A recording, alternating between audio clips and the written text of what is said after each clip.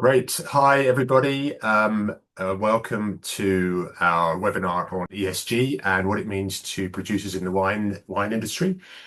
Good morning, good afternoon, good evening, wherever you are. We are attracting a global audience here, and we'd like to take you through this subject, which is attracting a lot of interest at the moment. So, for those of you who are joining an SWR webinar for the first time, SWR, Sustainable Wine Roundtable, is an industry members organisation that catalyses collaboration across the whole of the wine value chain. And we really mean the whole value chain. We have members as growers, producers, transport, logistics, retail, academia, cork, packaging, bottle and glass manufacturing, NGOs, the list goes on. So it really is a comprehensive group of stakeholders. My name, as an intro, is James Streeter. I'm a director of Sustainable Wine Roundtable, and I am fortunate enough to have had my entire career in sustainability and ESG, starting way back in the early 90s, actually before either of those terms meant anything to anybody. When I'm not working at SWR, I head up sustainability for a UK retail bank. Okay, I think we will kick on. So the agenda today, let me just take you briefly through the agenda. And we're going to I'll introduce the panelists, and they will each say a few words, talk a little bit about ESG and their perspective, and then we will have some questions. I'll ask a couple of questions first, but then I really would like to encourage you to get on the questions, please.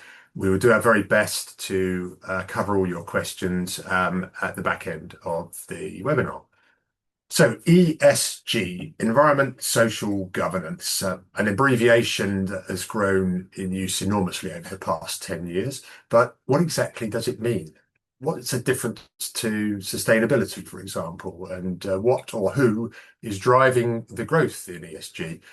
And particularly relevant here is ESG relevant to the wine industry? And if so, what is the industry doing? All of these wonderful questions and more answered today. So with me to help explore this subject, I have three excellent panelists. Let me introduce them quickly. We have Nicky Crawford. Nicky has 25 years experience in sustainable finance and responsible investing across developed and emerging markets.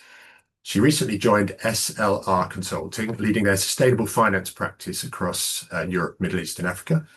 And her prior experience includes senior positions at ERM and PwC, as well as British International Investment, the UK's Development Finance Institute, where she most recently served as director and head of ESG. Welcome, Nicky. Next, we have Caroline Hermann. Caroline is a senior attorney at Hogan Lovells with extensive litigation experience in environmental law, international trade compliance, and sustainability strategy, and a former federal enforcement attorney with 15 plus years experience with the US EPA and Department of Treasury.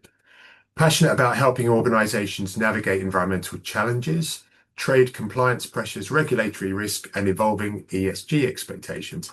And believe it or not, if that wasn't busy enough in her life, she's also a master of wine, which I think is tremendous to be able to combine those two, let's say, life-consuming passions in one is amazing. Welcome, Caroline.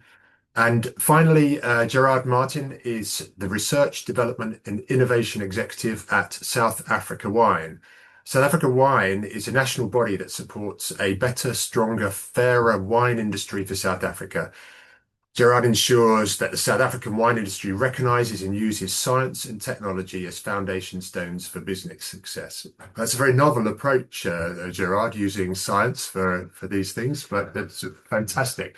This includes sustainability, of course, and Gerard has worked in the wine research, development, innovation environment for almost 20 years. So to start things off, when I've been speaking to our members, it became very apparent that there was quite a divergent set of views on what ESG was all about. So I thought what I'd do is I would start with setting a few what I call myth busters. So I'm going to go through three slides in a second. And then following that, we will turn over to the panelists to get their positions on ESG and then bring the dialogue to life with some questions. Okay, great. Thanks everybody for bearing with us. So the obvious comparison is what's the difference between sustainability and ESG? On the left, I have sustainability, which is a much broader concept, which coined in 1987 by Gro Brundtland, was a concept that says meeting the needs of the present without compromising the future. So the context there is it's used across all sectors, governments, NGOs, individuals, companies, etc., and it covers the full range of issues across environment and society. ESG, however, is a slightly different route. They're often confused, but it's more of a framework for evaluating a company's performance, risk exposure around environment, social, and governance structure. Primarily used by investors and companies to assess financial material risks and opportunities, very much data-driven and around reporting. So I tend to think of it as the three R's: regulation, risk, and reporting. Now, of course, actually in reality, the lines are often blurred. And as you'll see, they are starting to actually move much closer together. But ESG is still coming from the financial and regulated markets. It's very much covering data, carbon reporting. And as you will all know, there's been this enormous boom in frameworks, benchmarks, and certifications, etc. So it is a bit of a challenging environment to navigate. Right, I know. There we go. Sorry. There we go. So what is that history and that background? Basically, well, social responsible investing started all the way back in the 60s and 70s. As investors divested some of the major sort of negative commodities, and then into the early 2000s, what really kicked off ESG was this report, Who Cares Wins, which is basically trying to bring in, ESG sustainability factors into the markets and into good business decisions. UN PRI launched shortly after. Obviously, the Paris Agreement made huge steps forward for that, and then it went mainstream. And very much now it is what we call regulatory and standardization era. Things like the Task Force for Climate-Related Financial Disclosure, and now being rolled out now these huge legislative pieces, which we're going to come on and talk a bit about later, particularly those pertaining to the EU. So what is it actually? How is it structured today? Well, you've got the regulations, of course, the laws, the guidelines, etc., imposed by national governments and regional bodies. And each wine producer, transporter, retailer, of course, is going to be subject to their very own blend of those, depending on where they're operating. But importantly, there are now international regulations and legislation that go beyond the national boundaries of where you're regulating. So if you are exporting to the EU or producing in the EU, you will be subject to one form or the other of the EU omnibus, a big group of regulations. So the frameworks are there to help companies structure and report on data. There'll be things like what I mentioned, the TCFD, and then we have benchmarks to compare, such as the Carbon Disclosure Project. And then there are things like certifications, which give a third-party validation to a performance. So things like B Corp, for example, would be a certification. And so breaking that down then into what subject matter, what it really means to the wine industry. Now, of course, I've had to generalize here, and the red type is what you would typically think of from ESG, and then the black text is probably the broader sustainability set of issues that are covered across the wine industry, in depending on your location, of course, and your part in the value chain. But you can see here that the environment side very much dominated by carbon and greenhouse gas emissions, and then also the resources. The social side is very much within the four walls of the company in ESG. There is increasingly looking at social stakeholders outside, but it's really focused on who's sitting around the decision-making table, how fair you're treating your workforce, etc. And then the governance side is looking at really is looking at how are the board engaging this? Are they using it as part of their decision-making? So that is a brief overview of ESG. Hopefully, that has helped a little with the myth busting there, and that then leads me into to our panelists. And what I will now do is ask Nicky to tell us a little bit about your experience in financial services, what you've seen, the root of ESG, and it'd be great to hear about what's driving ESG and the value that it creates. Yeah, no, thanks, James. And like you said, ESG is a framework for risk management that investors use to manage their ESG risks. They recognize that failure to do so may result in commercial risk, in financial risk, reputational risk, or legal risk, and that ESG shouldn't be seen in isolation. And actually, I think nowadays the majority of investors, ESG is now fully integrated into their investment life cycle. It's discussed at investment committees. It's baked into those investment decisions. I think it's also important to say there's a difference in the ESG approach between private markets and public markets. So for large listed businesses, and you touched on this before, it's very much about the reporting and the transparency of data.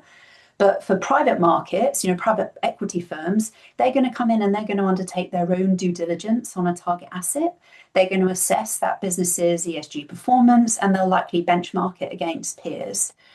But ultimately, investors are looking out for risks that are going to impact the business's performance and their return on investments.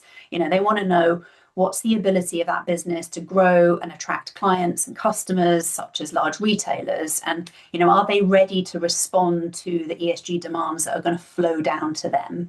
They are also going to consider if that investment might impact their reputation, and different investors are going to have different risk appetites too. But they really want to understand the risks. They want to decide if these can be managed appropriately. Are there measures in place to protect the value in the business? And ultimately, are there opportunities to create value? So if I think of maybe some examples of what investment committees might want to know, they might be asking, are climate risks well understood? Are there plans in place to mitigate them? Are rising insurance costs due to wildfires or droughts, are they accounted for? And then on the social side of things, they're going to want to know about labour conditions, labour conditions of seasonal pickers or workers in high temperatures. How are they being addressed? Maybe on the governance side, is the business going to fall foul of upcoming regs? Is there a risk of greenwashing that might result in litigation or reputational damage? And actually, I suppose right now, I suspect many investment committees are asking even more questions around energy security and on-site renewable energy. How can they insulate a business from volatile oil and gas prices? And I think that's true, for the direct assets, but also down the supply chain.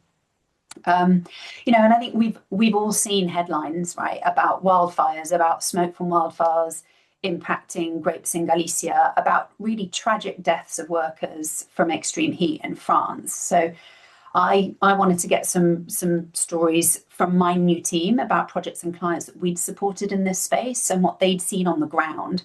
And one of my colleagues told me about poor labour conditions that they saw that had actually led to site-wide protests, closing down an entity for several days. And there's obviously operational costs associated with that.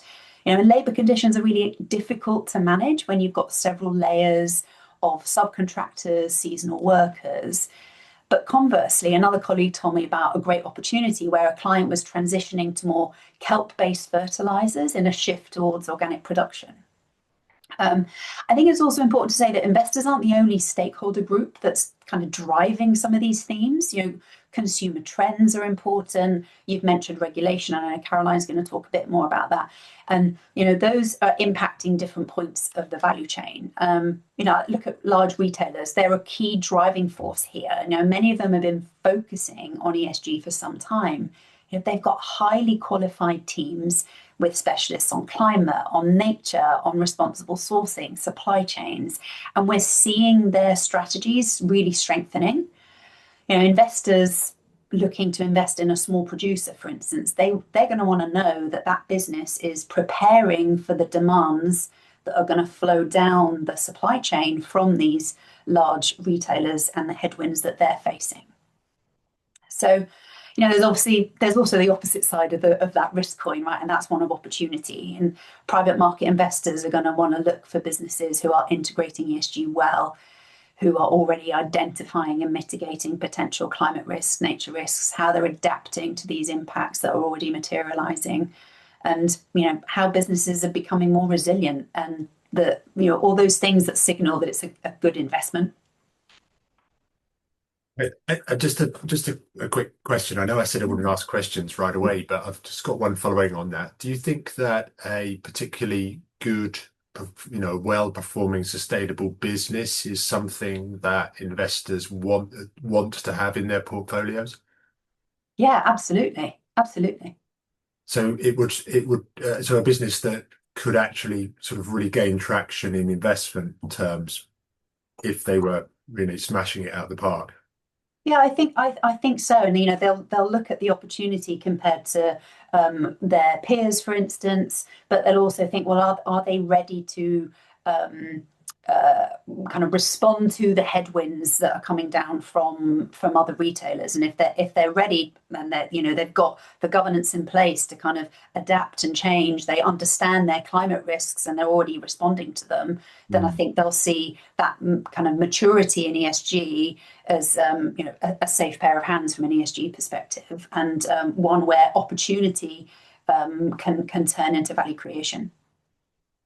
Yes, and I actually say that from a position where the Tandem Bank that I work for is owned by a private equity company, and we are a green bank, and we are seen very much as a jewel in the crown of their portfolio. So it's interesting, that it's potentially more than just the individual value and the risk management of that company, but it's how it's seen in the context of a portfolio. Yeah, absolutely. Nicky, thank you for that. We'll come back to some of those points, particularly I'm thinking about things like what's coming down the line from consumers. And you mentioned return on investment, always an interesting subject around sustainability, that one. Caroline, look, you've got a whole load of experience in ESG regulation. Can you tell us a little bit about how regulation is driving ESG in the wine industry? Yeah, thank you. And so just to build on what Nicky was saying, she gave really well, both you and Nicky and James gave the background of ESG and how it came out of sort of the corporate framework and the definition of materiality and information that you can rely on to make your, shareholder decisions. And so what does that mean for small wineries? It seems rather far-fetched, I would say. However, a small winery generally does not have any direct mandatory ESG requirements, and I'm going to talk about the reporting obligations under a series of laws that are now in effect. But to the extent that small wineries supply a large retailer, importer, so any of our European, South African, wineries, or if they're supplying alcohol beverage companies, and those large entities are in scope, then the small wineries, their Scope 3 reporting is needed by their large companies that they're doing business with, because the small wineries are in their supply chain. And if you're a small winery, your data is their compliance obligation. So even though the regulations I'll talk about right now apply to the large companies, the types that Nikki was just talking about, they have a legal requirement. The small supplier, the small winery, needs to feed into that. And they're going to absorb any commercial consequence, because if that large company is on the hook by a government for certain data and that small winery can't or doesn't supply it, I would imagine that the larger companies are going to go elsewhere. So if it's okay, I hope I'm not repeating information that people already know, although I assume I am. But I'll just tick through really quickly what is being measured, what we're talking about, and then how it's being measured and how it applies to small wineries. So when we talk about greenhouse gas reporting or greenhouse gas emission reporting requirements, they fall into three categories: Scope 1, Scope 2, Scope 3. Scope 1 is direct emissions from sources that are owned by the company or controlled by the company. And so with reference to the wine trade, we're talking about any kind of refrigeration units you may have on site, your tractors, your vehicles, any kind of fumigation for the vineyard, on-site generators, things like that. That's within your direct control. Scope 2 is going to be indirect emissions. And so that's what you buy. You buy your electricity, your heating, your cooling from utilities. So any kind of electricity, refrigeration, irrigation pumps, if you have an office, if you have a laboratory, and you need, electricity.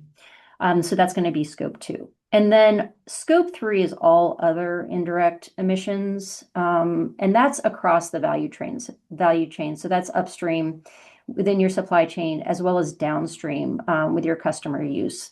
And so, for example, we're talking about glass bottles, corks, capsules, any kind of packaging, freight, logistics, retail distribution, and any, transport for point of sale. And then, of course, bottle disposal, which is where the extended producer responsibility comes in. So this is really where the small wineries are needing to keep records and be able to have that information on hand to the extent that the larger companies that are on the hook for this information require it. The problem is that the overwhelming majority of small wine producers, family estates and co-ops and small negociants, they're not set up for this. They don't have, compliance teams. They're just trying to grow grapes and make wine.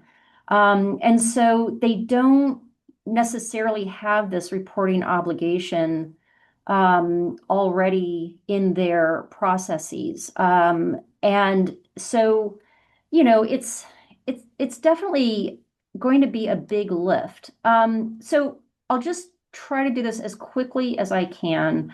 I'll go through greenhouse gas reporting requirements in the US, which really just means California at the moment, the EU and the UK. And that, like I said, is legal obligations for large alcohol beverage companies or large wineries. And then we'll talk about what it means for the small wineries. So there's a California Senate bill called SB 253. And it requires entities doing business in California, that's a legal definition, with at least $1 billion in assets, in annual revenue, to disclose Scope 1 and 2 greenhouse gas emissions by August of this year, and Scope 3 emissions starting in 2027. So just to clarify that, since we may have a lot of European wineries or representatives on this call. So if you are a French wine company or Australian parent company, that is not directly in scope. But if that company has a US subsidiary that meets these thresholds of annual revenue, et cetera, that US entity is in scope. And so then the scope 3 data includes your foreign vineyards and, I mean, vineyards in your country, and those winery emissions. There is another California bill, but it's under litigation right now, so we'll put that aside. In the EU, so Nicky mentioned omnibus. CSRD is Corporate Sustainability Reporting Directives. It's a mandatory EU law that requires companies to disclose ESG information. And it's taking effect in the next couple of years. And then there's also CSDDD, which is the Corporate Sustainability Due Diligence Directive. And that's another EU law which requires large companies to identify and mitigate environmental impacts and human rights issues in their operations and across their global supply chain. And then also in the UK, just passed at the end of February of this year are the sustainability reporting standards that are integrating TCFD standards into reporting for companies listed on the London Stock Exchange. And they have to report climate risks, opportunities, and scope 1, 2, and 3. So I'm going to put aside for now what the large companies need to do to meet those reporting requirements, because presumably they're on top of it. But let's get to the small wineries, if I may, and we can revisit the other requirements. So when a large company, whether it's Tesco or Constellation or Diageo, when they report their scope 3 emissions, they're looking at the emissions embedded in every bottle of wine that they source from you. I mean, that's part of their disclosure. And so what triggers this scope 3 data request to a small winery? If you supply wine under your own label to a large retailer in the UK or the EU, for example, they need scope 3 data for their reporting for CSRD or SRS reports. If you supply grapes or bulk wine to a large negociant or blending house, for example, and that gets exported to California, for example, that would be within the scope of California SB 253. And the company that you would be sending it to would require your scope 3 emissions data. And so if you supply to an airline or to a hotel group or a restaurant chain that itself is reporting under these frameworks, the same thing, they are going to ask you for your scope 3 information. And so just to kind of think about some of the things that you might need to be reporting, a lot of it is your purchased material. So anything that you've purchased, like I said, your bottles, your corks, things like that, that would definitely need to be reported. And there's an interesting Rabobank report that came out at the end of 2023 that this organization knows very well. And they talked about the easiest way to manage scope 3 emissions is to lighten up on your bottle weight. And of course, Sustainable Wine Roundtable has done extensive work in that area. James, how am I doing on time? Okay. I would, just a minute or two more, Caroline. Yeah. So I guess I'll just sort of touch really quickly on the extended producer responsibility. So probably the most practical I don't know, observation for wineries is that the data that you need to comply with is extended producer responsibility packaging fees, at least in the UK and the EU. And that's almost the same type of data, not exactly, but almost the same type of data that you need to calculate your scope 3, at least your packaging emissions for scope 3. And in the US, ERP is state by state, and it's a little bit of a patchwork at the moment. But stay tuned. I'll leave it there and invite any questions. I know that was kind of a brief overview. Okay. So I'm going to accept that invitation just quickly. A couple of quick follow-ups. So with regards to the scope 3, would that be basically spend times emission factor for each different category of scope 3? Or are they looking now to optimize that with real data? It's a good question. I think because they're not a lot of the frameworks that I mentioned are not requiring scope 3 yet. Let's wait and see what they end up asking for. I have a feeling there's going to be some pushback, maybe some legal challenges to maybe modify those exact requirements. So for example, in the UK, and from with my banking hat on again, we have to report, there's 15 categories of scope 3 data, and we have to report against all that are relevant, but it is on spend with the principle that you optimize that with real data, as soon as really you should be pushing the boundaries to bring that up.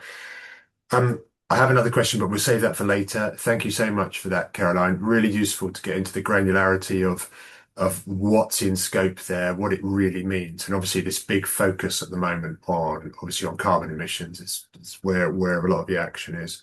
Yeah, and I will just say, just to try to bring a little bit of definition. I think with the purchased goods, whether it's the glass bottles and the packaging, and even just the purchased grapes and bulk wine, I think it's generally like grams, weight per bottle times the unit sold. So that's that can be pretty well, captured and quantified. Similarly, I think weight of your closures, your corks, labels, things like that. And then in terms of purchased grapes and bulk wine, volume, for sure. And then if there's agricultural emission factors per ton. So those are along the lines of the calculations that I'm observing. Great. Thank you for that. Gerard, let's move to you. So at South Africa Wine, you're developing your ESG roadmap, and I noted on it said at South Africa Wine, we believe ESG is not a box to tick; it's a roadmap for a thriving, future fit industry. I mean, that's tremendous ambition. Please tell us about your roadmap, why you're doing it, and perhaps some of the challenges and opportunities of implementing it. Yeah, thank you, James. Thanks for the question also. I think at South Africa Wine, we took a much more coordinated and practical and inclusive approach when it came to ESG.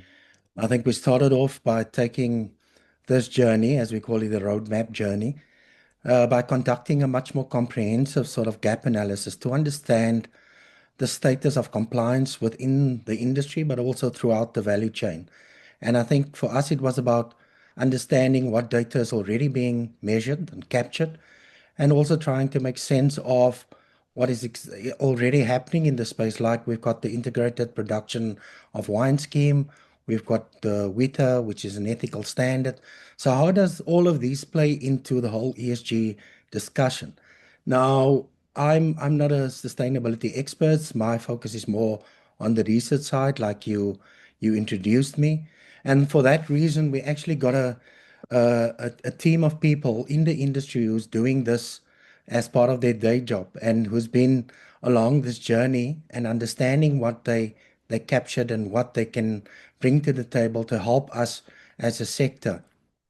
I think the thing was to get producers in the room, to get the sellers in the room, to get producing wholesalers in the room, and also getting government into the room. Now, that is a tremendous task to get all of these players together into one space. And we actually learned that these individuals want to share. They want to demonstrate and showcase to us what is possible if we collectively do this. And I think that was one of the key learnings that came for me. The expert willing to share, willing to show us what they are doing and helping us to craft this journey going forward. I think we then broke this down into a couple of phases. We are actually in phase 3 now. Phase 1 started in 2024. And as I've said, phase 1 was about making sense. It was about understanding what is already happening and also where the gaps are. So mostly a type of gap analysis to get some direction in terms of the materiality issues that is playing under the E, the S, and the G. And we've identified all of that. So under the environmental side, I think you've spoken a lot about carbon. We've identified that as a critical aspect for us. We've talked about water. We've talked about waste and circularity, even the biodiversity, because South Africa's got a unique context when it comes to this. And I think we also wanted to demonstrate the South African context in this. So circularity, waste, those are big things. But then again, biodiversity is something that we feel that we can actually take a lead and a strong lead as the South African wine industry. Then phase 2 was about how do we capture the stories out there? How do we capture the sort of things that are already happening so that people can learn from each other? There was a whole discussion about how do we communicate what we're actually doing? How do we communicate some of the case studies there? But also relating or bringing that back to the elements that we've identified. So under the social side, we said there was a lot of things like, and I think this is also an area where we in South Africa, because of our past, is actually doing a lot. And I believe the world can actually learn from us in this regard. So when it comes to how do we treat our people, how do we make sure that we upskill our people continuously throughout the system? And we've actually done a lot in terms of providing initiatives where you can continuously learn and develop your skills within the sector. So again, I think the rest of the world can also learn from us in this regard. When it comes to the governance side of things, I think the whole discussion about data, I think this has been some of the things that I've been grappling with the last couple of months. And I think it's important to put a data framework in place. So we had a lot of discussions about how do we collect data, how do we share data, what is ownership discussions around data. And I think there's a whole host of things that we are learning, but also how we can actually direct the industry to share data in a protected way, in an aggregated way, in a way that it makes sense to the benefit of the industry. And this is what I think where South Africa Wine actually plays a critical role for the industry to gear ourselves in this regard.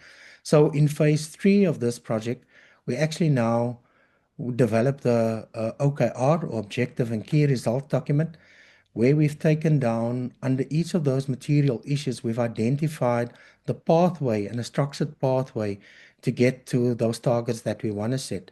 But it's about collecting the data so that we can understand where we are, how can we set a baseline for the sector, how can we help this industry to continuously improve and measure and showcase to the world in a very credible way that we are actually doing the things that will help us to achieve our targets. And I think phase 3 is all about that. We've put together work groups now for those material issues. We're going to bring in the smaller players. We're going to bring in the bigger players. We want to get a perspective of everybody because we've got a perspective from a theoretical space, but now we want to make it much more practical, and so that there's industry buy-in and we can actually collectively work to get to those targets that we want to set. So all in all, I think, James, for us, it's about collective action. It was about how do we collaborate? How do we take this as an industry, as the South African wine industry, take this forward so that we can demonstrate to the world we are doing the right things. We have credible systems in place. We can verify the things that we are doing, and we can demonstrate that our contribution and the the sort of overall stance is to make this industry more sustainable and profitable so that everybody can benefit. Of course, there's a whole host of challenges, like you said, and I think the data thing is one of the things that we touch on. But I think there's other challenges as well when it comes to the financial or the economic prosperity of the industry. And I think it was Caroline that touched on the smaller producer. I think there's a lot of effort from our side to make sure how do we make sure the smaller producers are actually benefiting, and how can they actually score and be incentivized to get value out of this as such. So all in all, I think it's a process. We're starting this journey one foot in front of the other, but I think we've learned a lot, and we actually saw a lot that is happening in the industry and how we can collate and bring that all together to demonstrate what we are doing and how we actually following through what we're committing to. It's great to hear those words, Gerard. I mean, they really resonate with us at SWR, because some of the things that you've mentioned there about shared learning, data, collaboration, and to build resilience are absolutely the cornerstones of why SWR was founded. So you're preaching to the choir here, and it's great to be able to, and we see very much our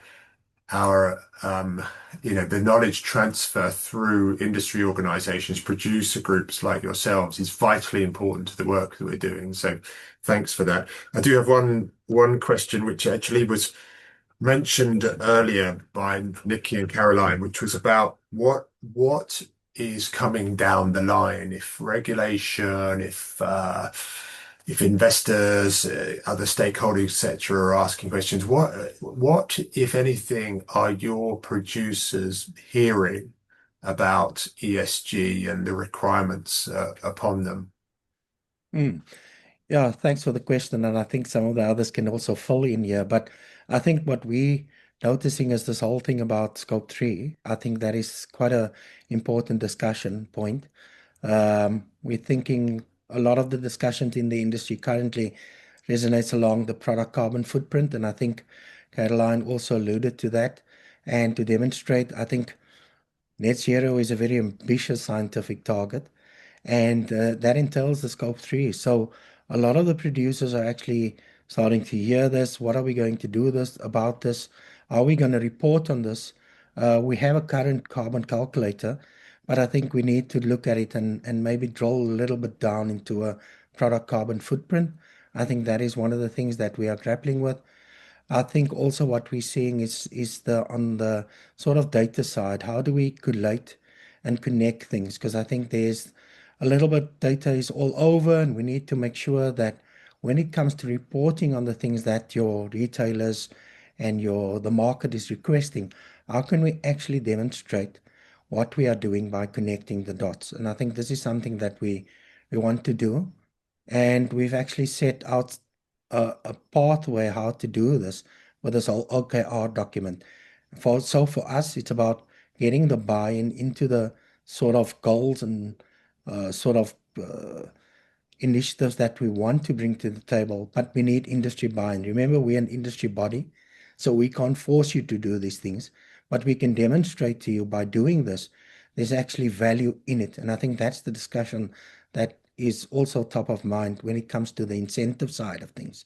So producers are asking us, if I do all of this, what benefit do I actually get from doing this? And I think that is a big discussion as well currently.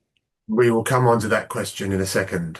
Hold you there for a second. I wanted to sort of go to Caroline and about these challenges for producers and more broadly in the wine value chain. What's your perspective? What do you think the challenges are going to be or are for these small producers? Yeah. Well, like I said, I mean, they're not in the business of, compliance and governance. I mean, they're in the business of growing grapes and making great wine, and selling it. And so just trying to adapt to this new framework. And like I said, I just want to be clear, they're not required by law, especially if the smaller producers and suppliers don't meet the threshold, but they are obligated by the in-scope companies that they're doing business with. And so it's going to be, in my opinion, trying to figure out what to report. And there's ESG questionnaires that are being used now by retailers and large companies for their suppliers to start to gather this data. It's also going to be verifying the data. We didn't talk about greenwashing. Actually, Nicky, maybe you mentioned it, but greenwashing claims, I mean, that opens up entities to legal issues. And so I think it's just getting data, getting accurate data, being able to verify it, and trying to maintain what you do best. So we're looking at more requirements, more transparency in the face of just having to work harder to sell your product.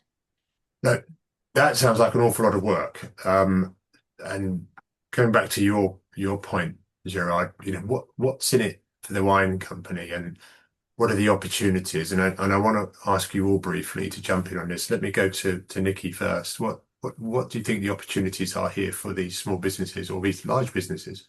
Yeah, everyone's right here. It is a lot of work, but I think ultimately it does make business sense. If it's making your business more resilient and more commercially sustainable, can you build your reputation?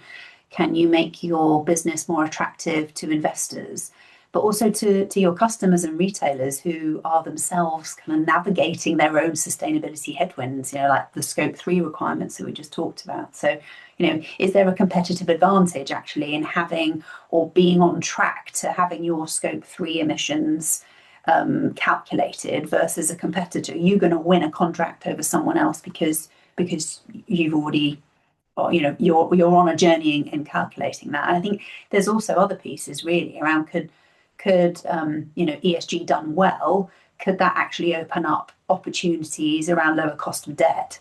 So sustainability linked loans, say you've figured out your Scope 3s and actually you've figured out a couple of areas where you might be able to drive those down. Can you get a sustainability linked loan where you're going to get a better rate as a result of those decreases in GHG emissions? Yeah, that's great. That's probably not something which actually I don't want to be presumptive. I'd be interesting to hear from any producers if they've come across sustainability linked loans. Certainly something for the future, I think. Going to Gerard on this now. What are the upsides then? James, I think what we spoke about earlier is also, I think, how does compliance, I mean, the producers want to know, how does the compliance mean that my business benefit? And I think what Nicky has said about this financing options, but it's all about how do we connect these data points, and so that we can demonstrate to these financiers that we're actually addressing those risks, like climate risk. That is a big thing. How do we address those risks with the data that we have, demonstrating to the sort of financial institutions that we've got a plan, we've got a pathway, and we're actually investing into this, and we need this funding. Because I mean, if you want to set up a solar plant, it's not easy to do that. You need a lot of money to do that in the South African context. If you want to replant, because I think that is a critical thing, we're seeing less and less people are replanting. How do we actually de-risk those environments so that these financing institutions can come to the table? But for that, we need the data, and we need to connect those data points to give them the sort of ease of mind so that they can see where we are going through. I think the whole thing in South Africa is also about the cost of compliance. We're seeing the cost of compliance has gone up, and producers are struggling under this. But if we can again demonstrate that we can put systems in place that makes it easier from a digital perspective to pull these data resources in, so that producers can spend more time on making wine, making excellent grapes, and not worrying about these compliance elements. And if they do it once, it goes into a path or a system that can actually benefit them as such, and for them not to do it over and over and over again. I think the whole thing about the carbon credit discussion, that is also something that one should look and think about. I think for us, that is still a hot topic. We need to delve into that a little bit more and understand what value and benefit can come from that. But I think, again, coming back to the data discussion, if we can demonstrate and showcase and credible data, then I think we can unlock some of these incentives that are out there. Thank you for that. I've seen that Pata Perez, you asked a question. Caroline, you've responded in the text, and actually it's about digital product passports combined with blockchain and enabling data and knowledge transfer with small producers. I want to tie this in with my other question as one example of what's next for ESG. What's coming down the line that producers, maybe not tomorrow or next week, but in the next couple of years are going to need to be on top of. Caroline, I know that you've got to disappear early just before the end of the meeting, so why don't you go first on this one? Sure. So yeah, I think it's not necessarily about reporting more, but it's reporting better, more verifiable data, because there may now be legal consequences for misrepresentation. So I think that is coming. But to Pata's question about digital product passport and QR codes, and I think that's just an enormous benefit to anyone who is able to collect that information. I think that's just really going to be able to propel, your requirements.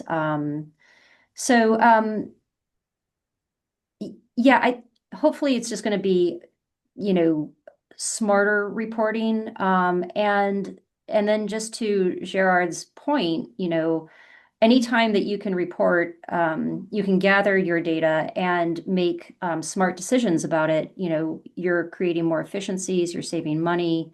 And then to Nicky's point, to the extent that you can maintain your current contracts with your suppliers. So I think that, it's just all about gathering better data. And then to Gerard's point, unlocking some of those credits out there. One follow-up question for me, Caroline, is you talked about the larger companies being on the hook for the regulation, because it's obviously focusing on, the biggest fish at the moment. Do you see that evolving into capturing smaller companies? I know that omnibuses initially, when it was rolled out, had a broader scope and then was sort of just slightly rowed back. Is that it, or do you think that will inevitably come and that all companies will be on the hook? It's really hard to say. I think to the extent that you cast a net so far that you capture these, really small entities, small businesses that, you can hold them liable, but they don't have any money.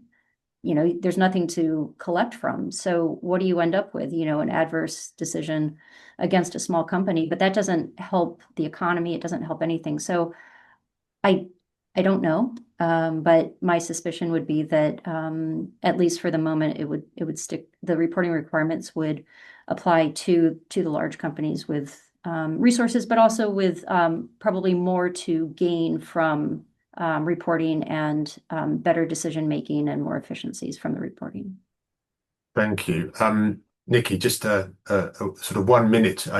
We talked briefly about financing, nature-related financing, potentially insetting, this kind of thing. What's your view on that as the next sort of stage of ESG?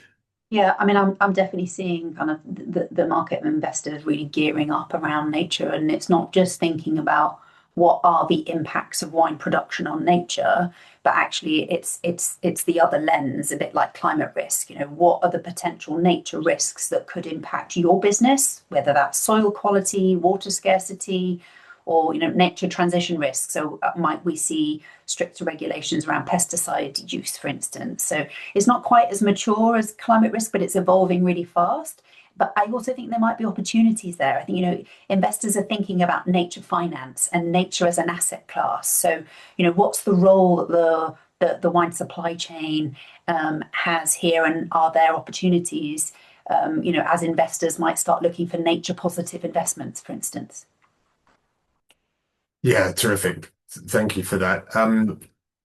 Just before I give a bit of a summary and a roundup, because we're getting towards the end, is there anything else that anyone would like to add? Oh, that's great. Thank you. Thank you all. So, quick summary then. So, what we've heard today. So, ESG and sustainability getting closer all the time. The scope of ESG is expanding. Direct ESG regulation is obviously a real driving force here, but it's really limited to a minority of the largest companies, particularly in the wine value chain, which is so fragmented. Many smaller companies that don't feature on the radar of the direct regulation. However, indirectly, these smaller companies will be impacted by ESG reporting. And also the requirements for due diligence and data moving through the value chain. But it's not all work. It's not all the downside. There are positives. We mentioned sustainability linked loans, de-risking the business, lower energy costs, building resilience, such an important part of the whole sustainability agenda, and a more efficient and more effective compliance as well. There are clearly opportunities for collaboration. Wine growers and producers don't always have access to detailed ESG information and data, and need to understand what data will be required, what data is required, and also horizon scanning for regulations. That's something which is definitely an opportunity for sort of collaboration, as well as the common approach to data collecting and reporting. So I'd just like to round up and finish then. Firstly, I'd just like to say huge thanks to Nicky, Caroline, and Gerard. Really appreciate your insights.